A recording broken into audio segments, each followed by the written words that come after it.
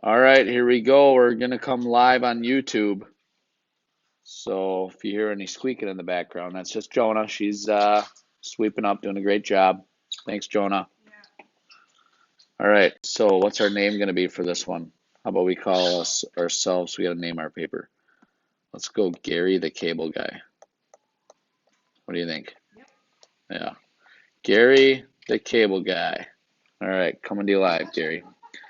So we're going to plot some 3D points, and these are a little weird, but reminder, because the X and Y axis change around, but the X, the label is the positive side, so that helps you keep track of that stuff. So where the letter is labeled, that's a positive side. So if I'm going to plot point A, I'm going to go out 4 units in the positive direction for X, and 1 unit in the negative direction for Y, so that's going to be like over here. So we kind of got this sort of vibe going on, this kind of 3D vibe here, just to help you visualize it.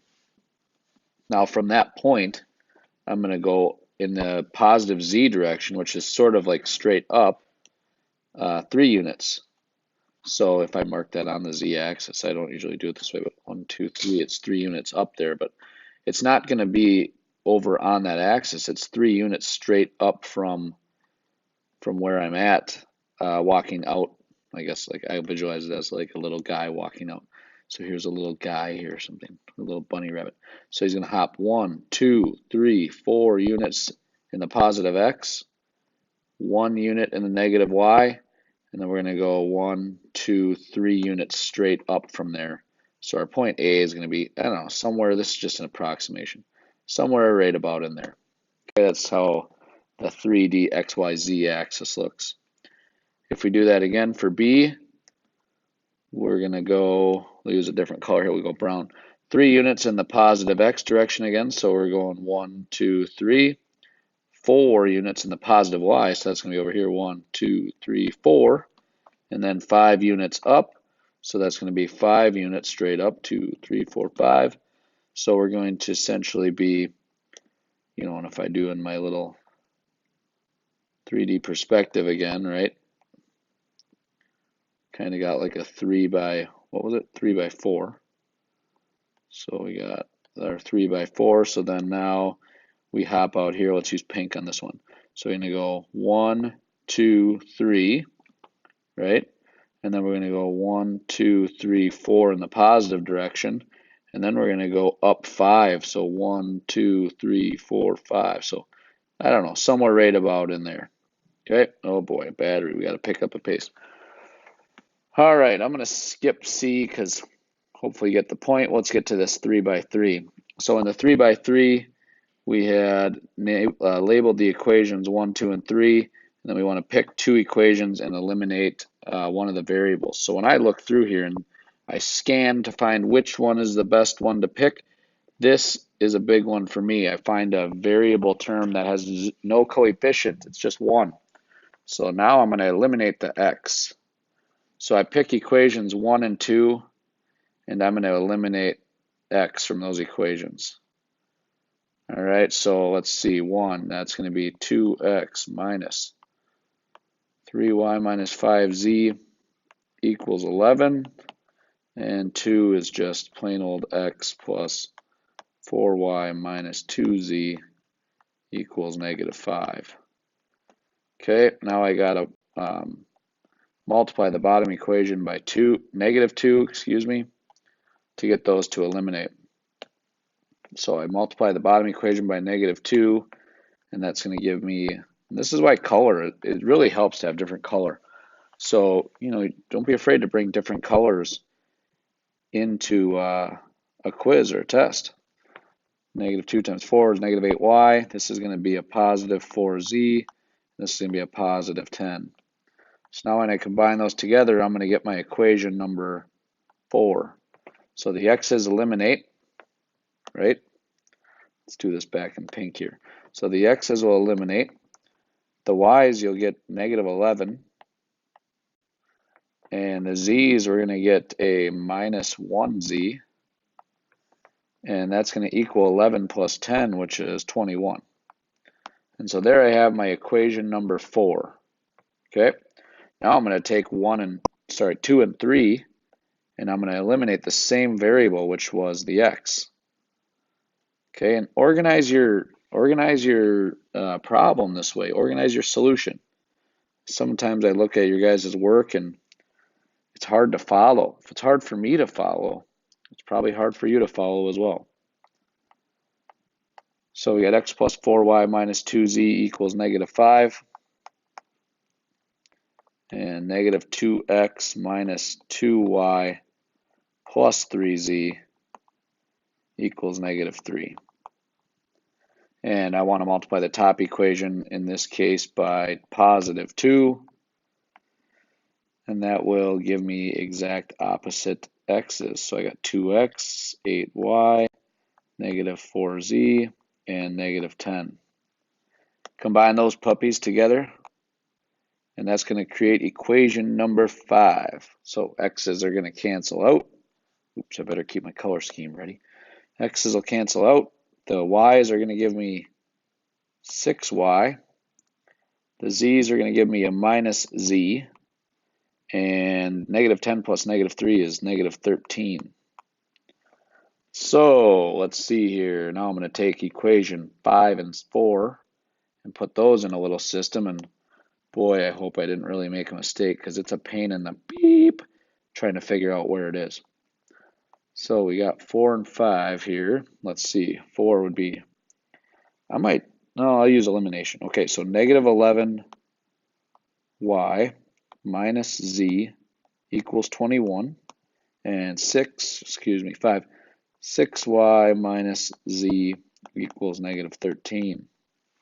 Okay, I'm going to eliminate z. So what I do is I have to either subtract them, or I'm going to multiply one of the equations by a -1. So that really just changes all the signs, right? So that's going to be a -6y, a plus z, and a +13. Okay, let's go here and combine those together. Let's eliminate our z. So we're going to have -17y is equal to 34. Oh, yes. That means that it gives me an integer value, and I have confidence that it is correct. So y equals -2. Now I'm starting to get to the home stretch.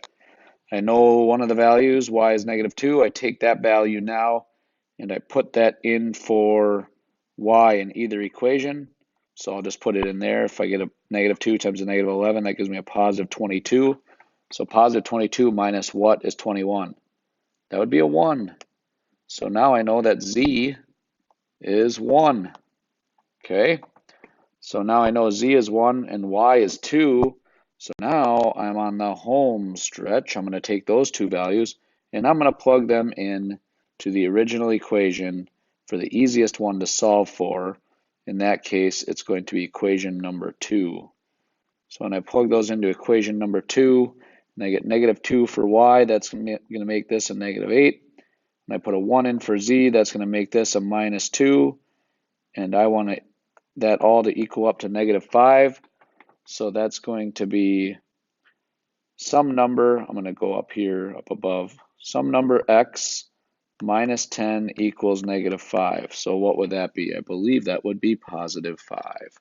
So now we found out that our x is equal to +5. And there we go. We did it. We survived that one. And there's a lot of calculations in there and a ton of places you could make a mistake. So make sure that I can see that you understand the structure of how to solve that problem. And if you make a mistake in there and you can't find it during the test, it's not the end of the world. You'll get most of the points, but it is a challenging task. Okay, speaking of challenging tasks, the other challenging task is all of these linear programming questions. So in this problem, we have a farmer can plant up to 8 acres of land with wheat and barley. That sounds like a constraint to me, a land constraint of some number of acreage he plants has to be less than or equal to 8. He can earn $5,000 for every acre he plants with wheat and $3,000 for every acre he plants with barley. That sounds like we're going to have variables that are acres of wheat and barley that are planted. So we'll make X acres of wheat and Y acres of barley. All right.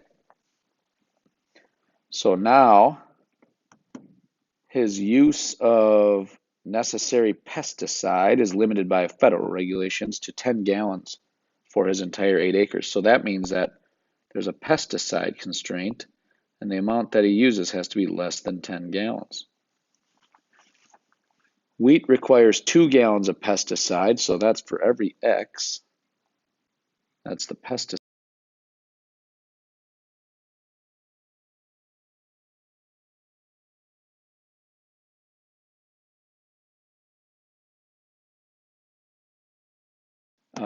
Sorry about that. Wheat requires 2 gallons for every acre and 1 gallon for every acre of barley. So that's going to be just plus Y. Okay. And then the amount that he plants total, that's just X plus Y, has to be less than or equal to 8. Couple constraints that are sort of just kind of common sense ones. You're not going to plant any negative acreage. So X and Y are both positive. So what we're going to do is we're going to graph that feasible region, find our vertices, and we're going to maximize this problem. It didn't say it, so it's kind of an incomplete question, so I'll just finish it here. You want to maximize the profit of, and I think he profits $5,000 for every acre of wheat and $3,000 for every acre of barley. Okay, so here we go. Let's go ahead and graph this. I'm going to use intercepts to graph because they're all just nice and neat for intercepts. So I'm going to color code this. This will be the red equation. All right, the red equation is going to have an x-intercept of 8 and a y-intercept of 8. So 1, 2, 3, 4, 5, 6, 7, 8. 4, 5, 6, 7, 8, 9, 10. Not perfect, but that's okay. So now we go 8 and 8. So 2, 4, 6, 8. That's going to be right there. And 2, 4, 6, 8, about right there. And it's a solid line. We have to be below that line because 0, 0 would make that true, and 0, 0 is below. And if you just think about it, you can't use more than 8 acres, so you need to be below. The pesticide one, let's just call that the blue one here. The x-intercept is going to be 5, so we go 2, 4, 5, somewhere right in there. And the y-intercept is going to be 10, somewhere up there. And we also have to be below that line. So now we're below that line right there. So we end up with this feasible region that is an area right in this little kind of this quadrilateral looking polygon right here. Okay, we need to know the vertices of that. So the vertices of that feasible region, this one I know is going to be 0, 8. This one is 0, 0. Guess what that's not going to do? Maximize anything. And this one's 5, 0, so I doubt that maximizes, but maybe. And then this one right here, I don't know what this one is for sure. How do I know what that one is? Well, that's the intersection of these two lines. So if I solve this as like a little inequality or a little system of equations, and I use elimination method, and let's just say I multiply the top one by -1, I get negative x, negative y, and negative 8, and that would give me 1x is equal to, the y's cancel out, 2. So I do a little mini algebraic system of equations to solve, and if that's 2, the other one to equal 8, if I'm adding them, has to be 6. So now, which one maximizes the profit of 5,000x plus 3,000y? Well, let's just calculate the numbers here. 2, 6 is going to give me 10,000 and 18,000 for a total of 28,000. 0, 8 is going to give me 24,000. 5, 0 is going to give me 25,000. And 0, 0 is going to give me 0. So which one is the winner? Which one maximizes the profit? Ding, ding, ding. 2 acres of wheat and 6 acres of barley. So